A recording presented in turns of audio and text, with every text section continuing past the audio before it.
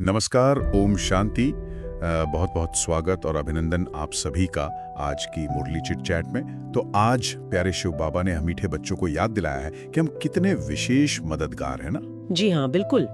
सारे विश्व पर शांति का राज्य स्थापन करने वाले बाप के सहयोगी। हाँ, और हमारे सामने लक्ष्य भी तो वही है, सुख शांति की दुनिया का।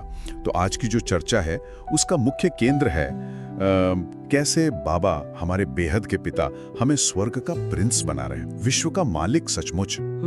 और सबसे जरूरी ये जो पढ़ाई है, इसका असली वजन मतलब इसका महत्व क्या है। हाँ, बाबा इशारा करते हैं ना कि ये दुनिया की बातें, ये बाहरी आकर्षण, जैसे करोड़ हैं, लाख हैं, हाँ, वो सब उनसे मोह तोड़ना है, क्योंकि अंत समय में क्या होगा, सब यहीं रह जाएगा, कुछ हाथ नहीं आएगा। बिल्कुल जी। तो सारा ध्यान किस पर? अपनी आंतरिक उन्नति पर, जिसको बाबा कहते हैं पुरुषार्थ, उस पर देना है। हाँ, ये पुरुषार्थ शब्द बहुत गहरा है यहाँ। बिल्कुल। और इसको समझना जरूरी है। ये सिर्फ बाहर का काम नहीं है, कोई मेहनत नहीं। ये तो एक गहरी आंतरिक स्थिति है, अपनी चेतना बदलने की यात्रा है, निरंतर याद की यात्रा। जी। और बाबा जो खुद ज्ञान के सागर है, वो हमें सृष्टि के पूरे नाटक का आदि मध्य अंत, उसका रहस्य समझा रहे। अद्भुत ज्ञान है ये, बहुत अद्भुत। और ये हमें ही मिलता है संगम युग पर, जो हम ब्राह्मण आत्माएं हैं, हमें ही इसकी अथॉरिटी है एक तरह से। हाँ, बाकी दुनिया तो अभी भक्ति मार्ग में है। बिल्कुल, वो पुकार रहे हैं और हम इस पुरुषार्थ से क्या कर रहे हैं? पूज्य पद पाने की तैयारी कर रहे हैं। सही बात है। अच्छा, बाबा ने आज फिर से उस सबसे महत्वपूर्ण बात पर जोर दिया, देही अभिमानी होकर बैठने का अभ्यास। हाँ, ये बहुत जरूरी है। मतलब खुद को ये शरीर न समझना, आत्मा समझना, एक चैतन्य शक्ति जी। और फिर उसी आत्मिक स्मृति में टिककर एक प्यारे बाबा को याद करना। बस यही तो है राजयोग। जो हमें विश्व की बादशाही दिलाएगा। ये सोचने में भी कितना रोमांच है कि भगवान खुद बेहद का बाप हमें प्रोज पढ़ा रहे हैं, है ना। ये अनुभव ही मतलब अलौकिक है। और देखिए, ये याद ही सब कुछ है।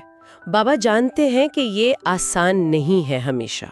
नहीं, बिल्कुल नहीं। इसीलिए वो पहले ही बताते हैं कि याद की यात्रा में माया के तूफान आएंगे, कभी कभी भूल भी होगी। हाँ, भूल होती है। लेकिन असली युद्ध क्या है? इसी याद को बनाए रखने में है। जरा सोचें, हम भूलते किसको हैं?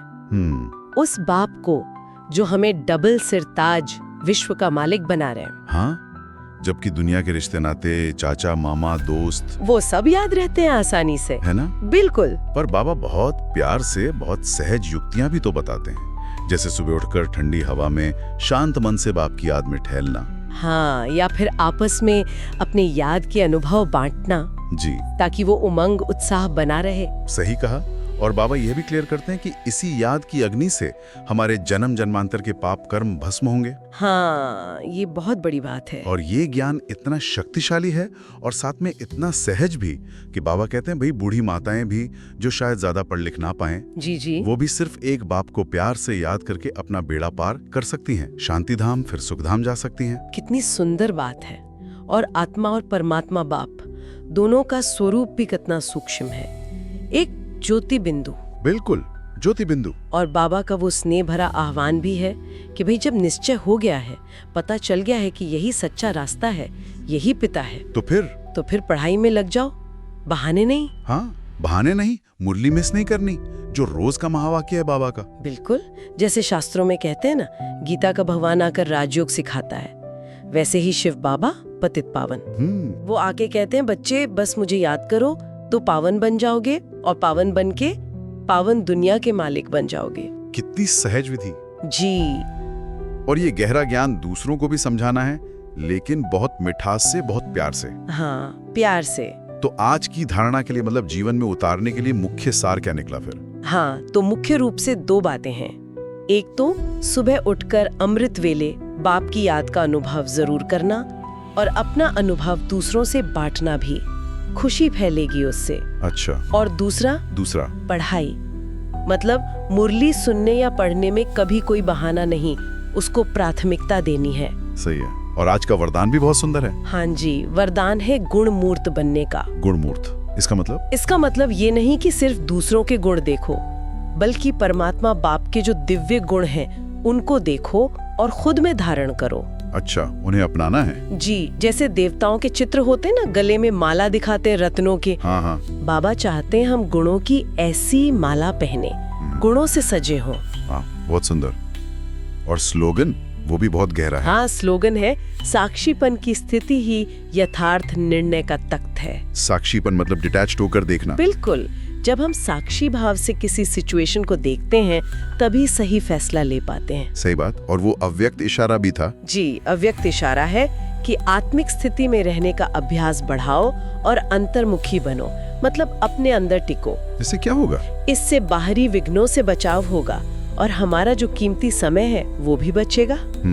समय बचेगा। तो संक्षिप्त में कहें तो आज बाबा ने हमें फिर से हमारी सबसे ऊंची तकदीर याद दिलाई है। हाँ। और उसे पाने की बहुत सहज विधि भी बताई है।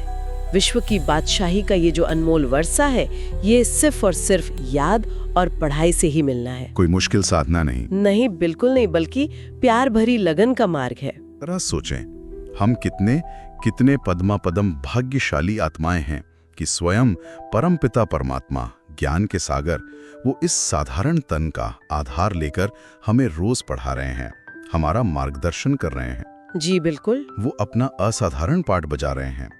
तो सवाल ये उठता है कि क्या हम सचमुच इस पढ़ाई, इस याद के महत्व को, इस दिव्य स्नेह को उतनी गहराई से समझ रहे हैं, उतना इसे अपने जीवन में अपना रहे हैं? सोचने वाली बात है। जितनी बाबा हमसे उम्मीद रखते हैं, क्या हम उनके प्यार का रिटर्न प्यार से दे रहे हैं? इसी गहरे चिंतन के साथ ओम शांति। ओम शांति।